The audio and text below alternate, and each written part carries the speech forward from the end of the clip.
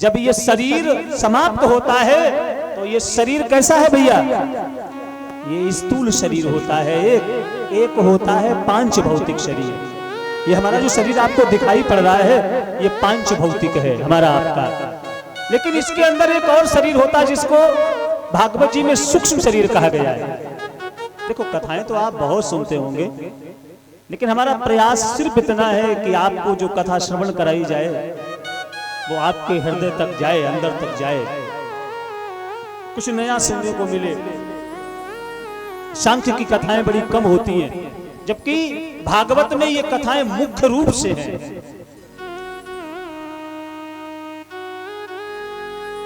ये संवाद है, कपिल देव भूति के नाम से संवाद बना है भागवत जी में। तो सुखदेव जी राजा परीक्षित से कहते हैं कि राजन, भगवान कपिल बता रहे हैं कि मैया ये जो हमारा सूक्ष्म शरीर है ना, जिस समय ये शरीर पांच भौतिक छूट जाता है तो इसमें से जो निकलता है वो निकलता है सूक्ष्म शरीर। और वो कितना छोटा होता है? बोले वो इतना छोटा होता है कि अपने बाल को आप तोड़िए और बाल के अग्रभाग को तोड़िए और उसके 100 टुकड़े करिए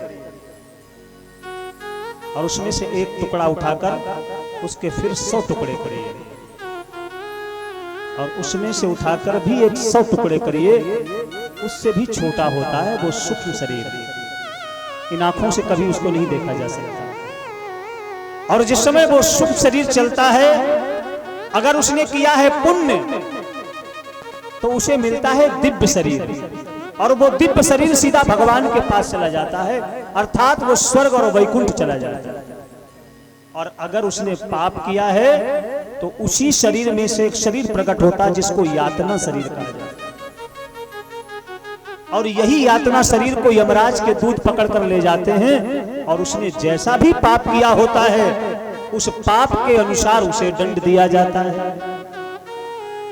मान लो किसी ने चोरी करी है तो उसे कालसूत्र नामक नरक में ले जाया जाता है और वहां जाकर उसे डंडे से पीटा जाता है। लोहे से भी गर्म, उस लोहे को गर्म किया जाता है और जो लाल हो जाता है बिल्कुल, उसी के द्वारा उस सूक्ष्म शरीर को पीटा जाता है। अगर किसी ने किसी जीव को मारकर रांधकर उसका मांस खाया है तो कुंभी पाक जैसे नरक में ले जाकर उसको डाल दिया जाता है। बहुत बड़ी कढ़ाई है जिसमें तेल उबल रहा है, उसी गर्म तेल में ले जाकर उस यातना शरीर को छोड़ दिया जाता है और वो फूल कर पकौड़ी जैसा हो जाता है। हाय हाय करता है, अब मर तो सकता नहीं क्योंकि मर तो चुका ही है, अब तो उसको ये यातना मिलनी है और उस यातना के लिए ही ये शरीर मिला है।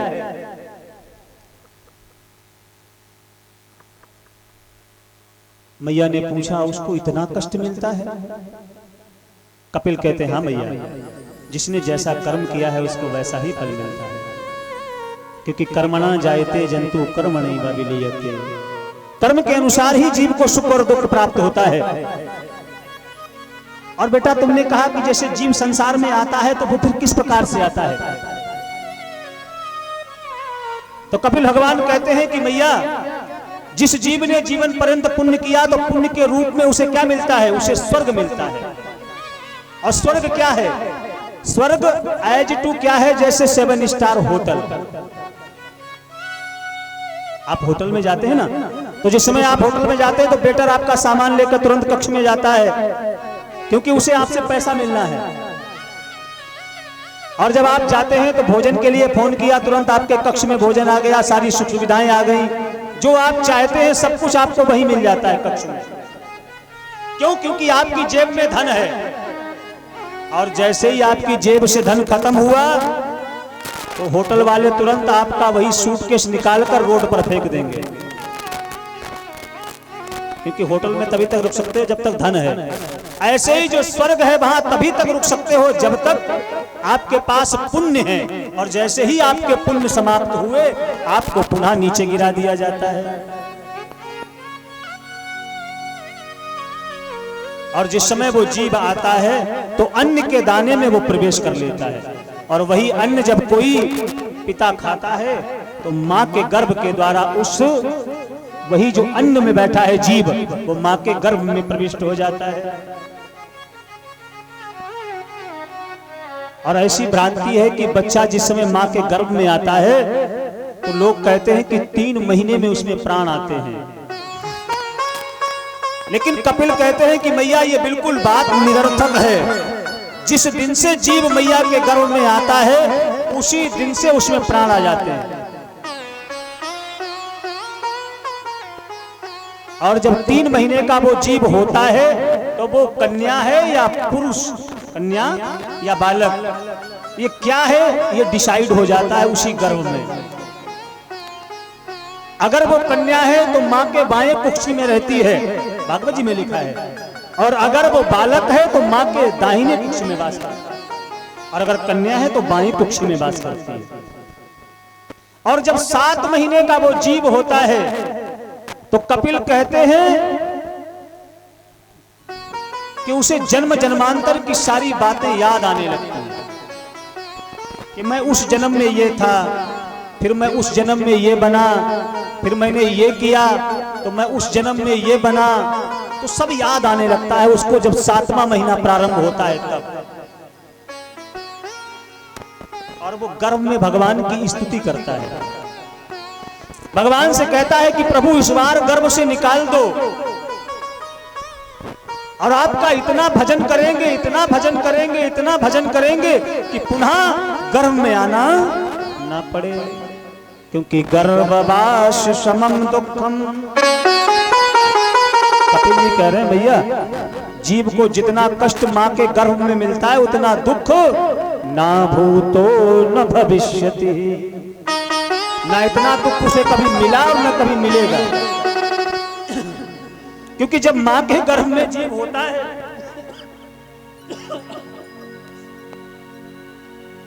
तो उस समय वो उल्टा लटका होता है। जब बच्चा माँ के गर्भ में होता तो कैसा होता है? उल्टा होता है, सर नीचे और पैर ऊपर। और माँ मान लो कोई गर्म चीज अगर उसने पाली तो वो गर्म चीज जाकर सीधे उस बच्चे को लगती है। कुछ भी तीखा पाया तो तीखा जाकर उसको लगता है तो वो हाय हाय करता है, चिल्लाता है, अंदर परेशान होता है। छोटे छोटे से जो जीवाणु कीटाणु होते वो उसको काटते हैं अंदर ही गर्भ में, तो भगवान की याद करता है, भगवान से कहता है प्रभु इस बार निकाल दो। आपका भजन करेंगे और इतना करेंगे कि जीवन में कभी गर्भ में आना नहीं पड़े फिर हमें। भगवान कहते हैं हमें सब पता है, ये गर्भ का ज्ञान है, ये गर्भ में ही छूट जाना है। क्योंकि भूमि परत भाढ़ावर पानी और जिम जी वही माया लपो, ये सब ज्ञान जो गर्भ का है इसी में छूट जाएगा। जैसे ही 10वां महीना प्रारंभ होता है तो वायु का प्रसव जो वेग आता है ना, प्रसव का जो वेग आता है उससे वो बालक भूमि पर आ जाता है और चिल्लाता है, रोता है, कहां कहां कहां, कहता है ना कहां कहां कहां। 3 ऐसे अपशगुन हैं जो हो जाएं तो लोग यात्रा रोक देते हैं, और हमारे जीवन का सारा जीवन का प्रारंभ ही इन अपशगुन से होता है। कोई सामने रो दे, कोई सामने छींक दे या कोई टोक दे, तो तीनों अपशगुन हैं। लेकिन जब जन्म होता है बालक का तो तीनों अपशगुन प्रारंभ होते हैं। सबसे पहले जब बच्चा पैदा होता है तो सबसे पहले रोता है और फिर छींकता है, और फिर लोग पूछते हैं क्या हुआ है, और यहीं से जीवन प्रारंभ होता है। भगवान सचेत करते हैं कि देख लो इस बार तुम्हें हमने भेजा है, इस बार ऐसा करके जाओ कि जीवन में फिर पुनः इस कष्ट को न झेलना पड़े। लेकिन जैसे ही थोड़ा बड़ा हुआ, A for apple, B for boy, D for dog, C for cat पढ़ना प्रारंभ कर दिया। मात पिता बाल कही बुलावे, उधर भरही सोई जतन, तो बस उसकी फिर जीवन लीला वहीं से प्रारंभ हो गई। कपिल भगवान कहते हैं कि लड़कपन खेल में खोया, जवानी नींद भर सोया, बुढ़ापा देख कर रोया, यही किस्सा पुराना है। और ये मत भूलो लौट कर फिर वहीं जाना है। तो बचपन A for apple B for boy इसमें चला गया। जवान हुए तो विवाह हो गया, और जैसे विवाह हुआ तो सासू तीरथ ससुरा तीरथ, ये सब तीर्थ हो गए। और तीर्थ साला साली है, ये सारे तीर्थ पैदा हो गए। और उन सारे तीर्थों को भ्रमण करते करते अब सर पे तो रख लिया बक्सा। अब तो खैर नहीं ले जाते हैं। पहले जब पुराने लोग थे ना, ससुराल दूर होती तो सर पे बक्सा रख के जाते थे। कहाँ जा रहे, बोले 4 धाम की यात्रा जा रहे हैं।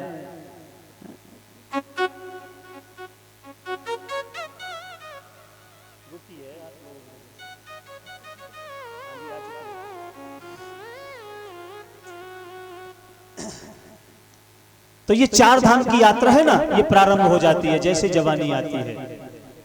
अब 4 धाम की यात्रा जैसे पूर्ण हुई तो बच्चे हो गए। अब उन बच्चों के लालन पालन, उनकी शिक्षा दीक्षा, उसमें समय गया। और जब तक उससे नहीं निवृत्त हो पाए बुढ़ापा आ गया।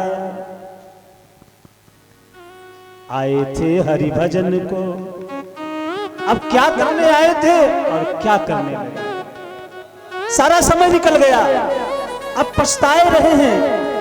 अब पछताने से क्या होना, क्योंकि भगवान से कहकर ये आए थे कि इस बार भजन करेंगे, लेकिन आकर तो सब भूल गए, सब उल्टे ही हो गया। अरे पायो जी मैंने राम रतन धन पायो, पायो जी मैंने राम रतन धन पायो, पायो जी मैंने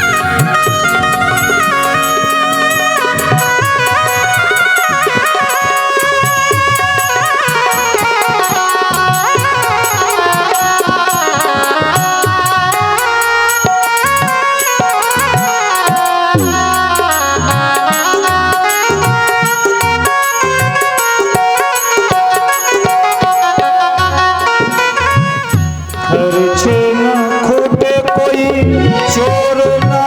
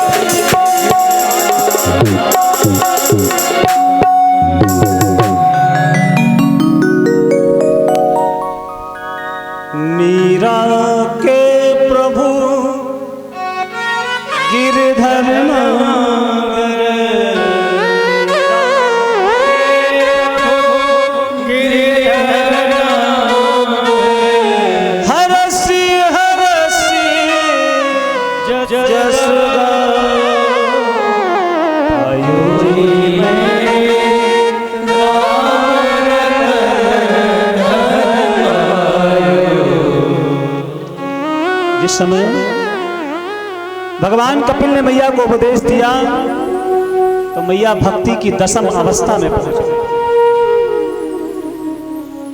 और जब कोई जीव भक्ति की दसम अवस्था में पहुंचता है तो ये शरीर पानी हो जाता है। मैया देवहूति का शरीर पानी हो गया और वो सिद्धता नाम की नदी बन गया। और कपिल ने उस जल को अपने मस्तक से लगाया और कपिल गंगा सागर की ओर चले गए। करदम का वंश आगे नहीं बढ़ा क्योंकि कपिल ब्रह्मचारी रहकर भगवान का भजन करते रहे और उन्होंने गंगा सागर में जाकर भगवान की तपस्या की। आज भी वर्ष में एक बार संसार के सभी लोग गंगा सागर जाते हैं। जब मकर संक्रांति का पर्व आता है तो सभी जाकर भगवान कपिल का दर्शन करते हैं, जो कि सांख्य के उद्गाता हैं। बोले कपिल भगवान की। एक बार प्रेम से क्या बोलना पड़ेगा? जरा भाव से क्या बोलना पड़ेगा? जब मैंने भाव से कही तो सवन को ऐसा लगो जैसे शर्म सी लग गई। पता नहीं पंडित जी कौन सा भाव मांग रहे हैं। बिना भाव के कछु मिले ना है दुनिया में।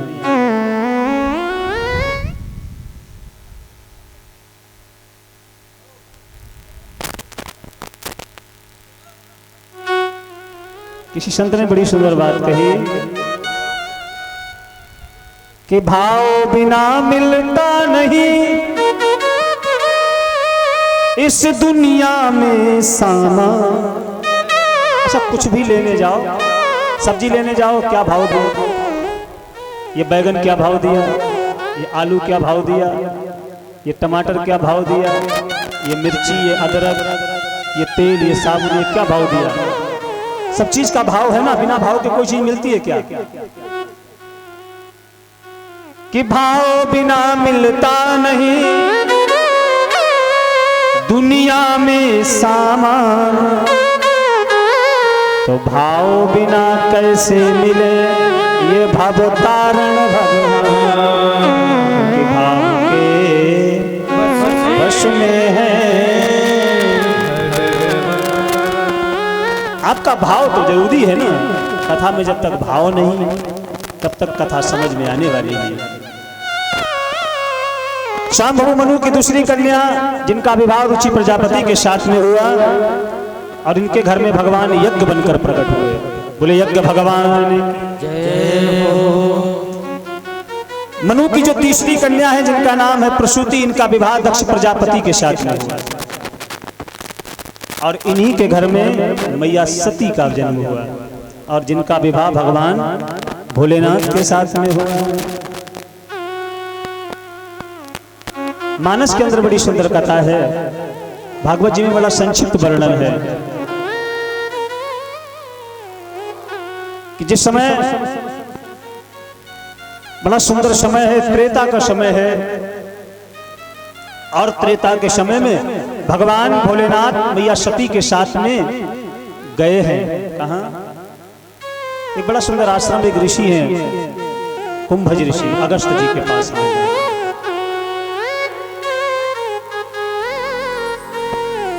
एक बार त्रेता जुग माही शंभु गए कुंभज ऋषि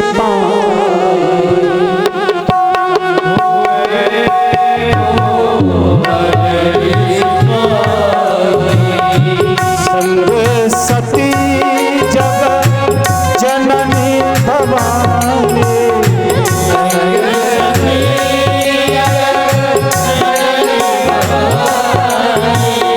संग सती जगत जननी भवानी।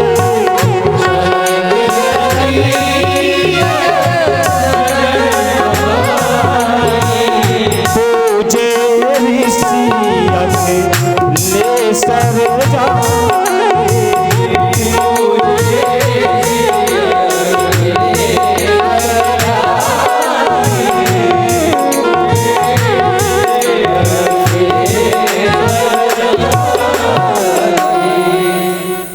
सुंदर समय, त्रेता का समय। और उस समय भगवान भोलेनाथ मैया सती के साथ में कुंभज के पास में गए। ये कथा क्या सीख देती है? भगवान भोलेनाथ कहाँ रहते हैं? कैलाश पर। और कुंभज कहाँ रहते हैं? समुद्र के पास में। दक्षिण में समुद्र के पास में कुंभज ऋषि का आश्रम है। अर्थात कथा सुनने जब भी जाओ तो ऊंचाई को छोड़ कर जाओ, अभिमान को त्याग कर जाओ। और दूसरी सीख क्या है, कथा सुनने जब भी जाओ तो अकेले मत जाओ, क्योंकि भगवान भोलेनाथ कैसे गए, संग सती जग जननी भवानी, अकेले नहीं गए, साथ में अपनी भार्या को लेकर गए।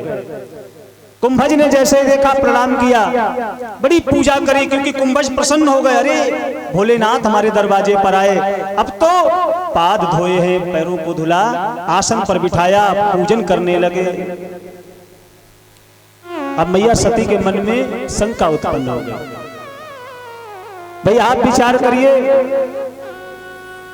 आप किसी वक्ता के पास कथा सुनने जाएं, नियम यह है कि सारे श्रोता वक्ता का पूजन करते हैं,